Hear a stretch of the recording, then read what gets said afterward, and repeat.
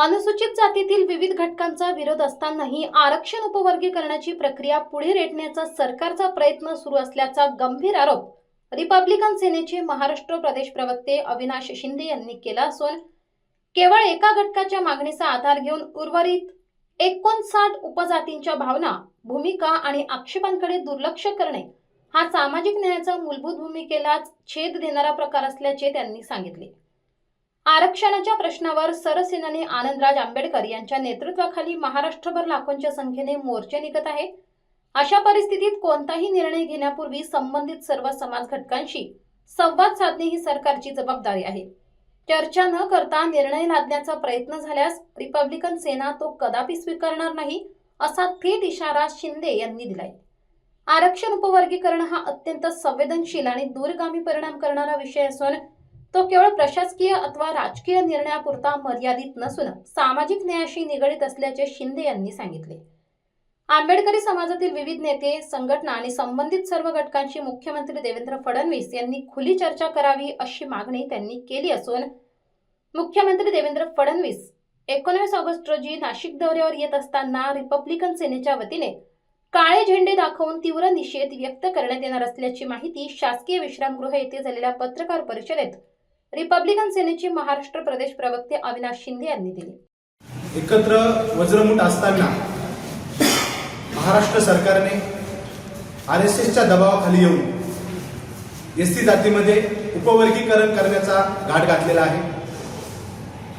सदर एससी कास्टमध्ये उपवर्गीकरण करणे गरजेचे नसताना देखील डॉक्टर बाबासाहेब आंबेडकर यांनी कलम 341 नुसार एससी जातीला आरक्षण दिलेले आहे। सदरील आरक्षण हे पूर्ण समूहाला दिलेले आहे। समूहाला दिलेले असताना याची वज्रमुठ तोडणे व हे आरक्षण कायमस्वरूपी संपवण्याचं कट कारस्थान या ठिकाणी या सरकारकडून केला जात आहे।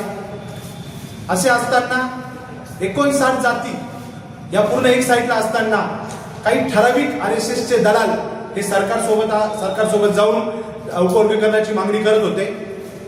असं असताना सरकारने त्यांना पाठीशी घालून उपवर्गीकरणाची घोषणा केली। घोषणा केल्यानंतर बदल समितीचा अहवाल सांगितलं सादर करतो, पण एक व्यक्तीची समिती होत नाही तरी सुद्धा बदल समिती स्थापित करून तिचा अहवाल सादर केला। पण तो जो अहवाल आहे तो जनतेसमोर न आणता फक्त त्याच्यावरती हरकती मागवल्या। असे असताना तुम्ही जर बघत असाल तर संपूर्ण महाराष्ट्रभर सरसेनानी आनंदराज आंबेडकर साहेब यांच्या नेतृत्वाखाली लाखोचे मोर्चे निघत आहेत।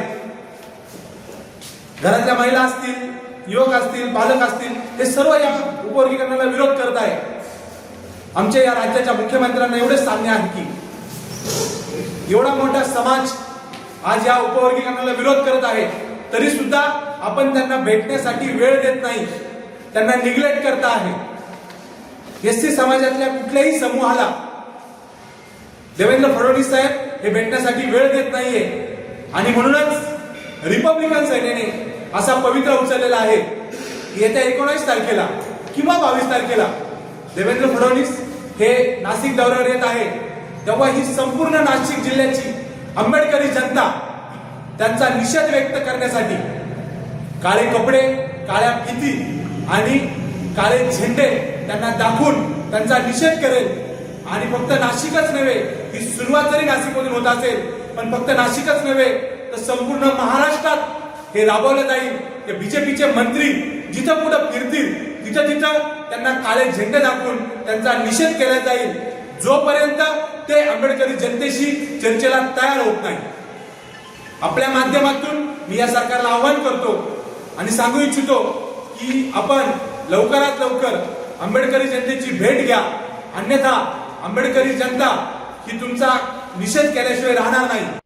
सरकारने भूमिका बदलली नाही आणि आरक्षण उपवर्गीकरणाचा निर्णय लादण्याचा प्रयत्न सुरूच ठेवला तर आंदोलन महाराष्ट्रभर अधिक तीव्र करण्याचा इशारा रिपब्लिकन सेनेने दिलाय।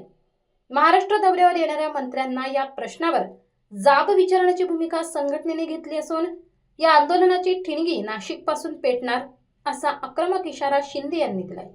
या पत्रकार परिषद प्रसंगी महाराष्ट्र प्रदेश प्रवक्ते अविनाश शिंदे, महाराष्ट्र नेते विनय कटारे, जिल्हा महासचिव जितेश शार्दूल, युवा सेना अध्यक्ष सुनील साळवे, कार्याध्यक्ष मारुती घोडेराव आदी उपस्थित होते.